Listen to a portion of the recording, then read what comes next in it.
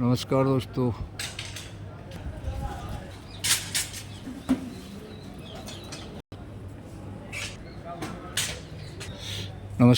मैं आपका दोस्त के.डी. वरुपुरा यूट्यूब पर आपका हार्दिक अभिनंदन स्वागत। हम जोधपुर के मेहरानगढ़ किले में और जोधपुर का मेहरानगढ़ किले के प्रवेश द्वार पर हैं और प्रवेश द्वार पर ये जो गेट आप देख रहे हैं ना, ये गेट बहुत ही मजबूत हुआ करते थे। उनकी ऊंचाई एक गेट की लगभग 20 फुट के आसपास होगी। 20 फुट ऊंचाई के यहाँ पे लोहे के गेट बने हुए हैं, जिनमें ये बड़ी बड़ी कीलें आपको नज़दीक से दिखाते हैं। ये बड़ी बड़ी जो नुकीली कीलें हैं, ये कीलें इसीलिए हुआ करती थी कि बाहर से अगर कोई आक्रमणकारी अगर किले के गेट को तोड़ने की कोशिश करता है तो ये कीलें, उसके पहले क्या हाथी होते थे, हाथी से के किले को द्वार को तोड़ा जाता था। तो इसीलिए ये हाथी इसके नज़दीक आने से डरता था, क्योंकि ये कीलें जो थे अभी तो इसको क्या थोड़ा घस के छोटा कर दिया गया, इसलिए कि यहाँ ये धरोहर के रूप में, सिर्फ धरोहर के रूप में इसको रखा गया। यहाँ पे ये प्रवेश द्वार है। अब इसके अंदर से प्रवेश करते हैं। ये देखिए मेहरानगढ़ की किले का ये प्रवेश द्वार है अंदर का। हम एंट्री कर चुके हैं और पर आपको राजस्थानी वेशभूषा में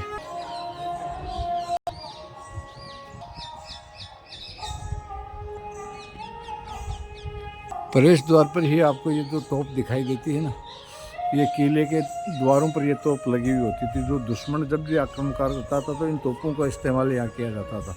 ये फौरी तौर पर यहाँ जो पर्यटक आते हैं उनको दिखाने के लिए ये रखी गई, लेकिन इसी पत्थर पे ये रखी हुई थी। जहाँ तक रखी हुई थी वहीं की वहीं ये तोप रखी हुई। सबसे बड़ी तोप हुआ करती थी जोधपुर के राजघराने के पास।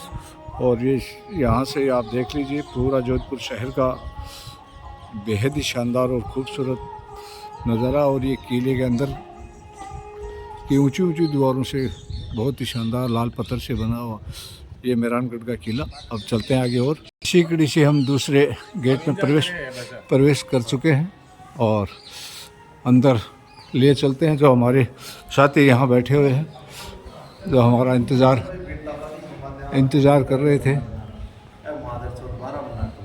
गेट से हम प्रवेश कर चुके हैं अंदर। और ये अंदर का आप देखेंगे तो देखते ही आप सोचेंगे कैसे इतने भारी भारी पत्थरों से लाके इसको बनाया गया होगा। राव राजा जोधपुर का फलसा है। फलसा मतलब गेट।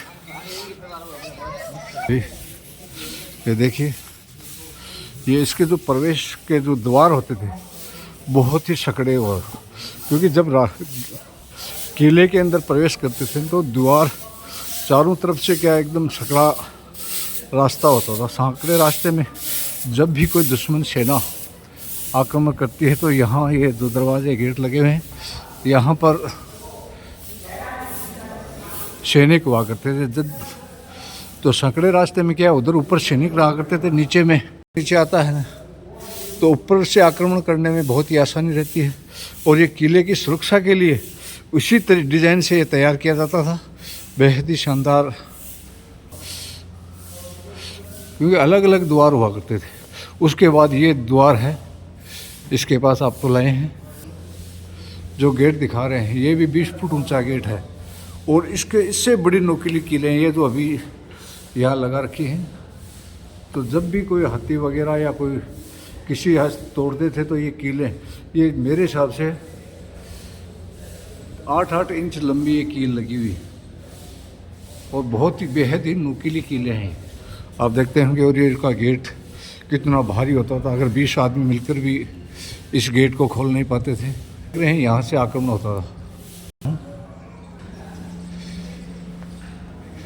किले में हम प्रवेश कर चुके हैं और यहाँ के ये जो गेट हैं, जब भी आक्रमणकारी कोई आक्रमण करता था तो यहाँ से ऊपर से आक्रमण करना बहुत ही आसान।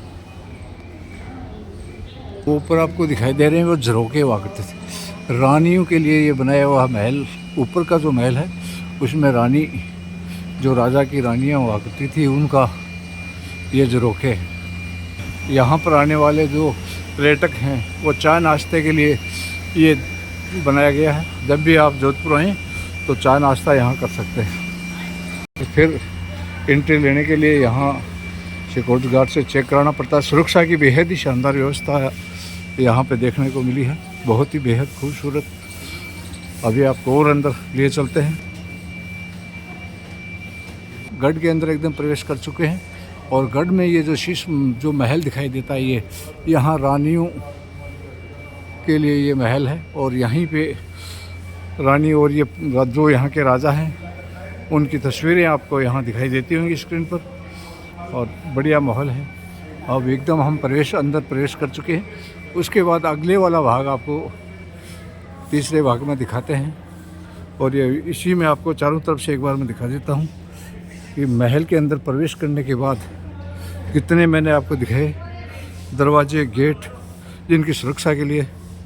जय हिंद, जय जवान। नमस्कार दोस्तों, अभी हम आपको ये जो सिंहासन आप देख रहे हैं, ये राजा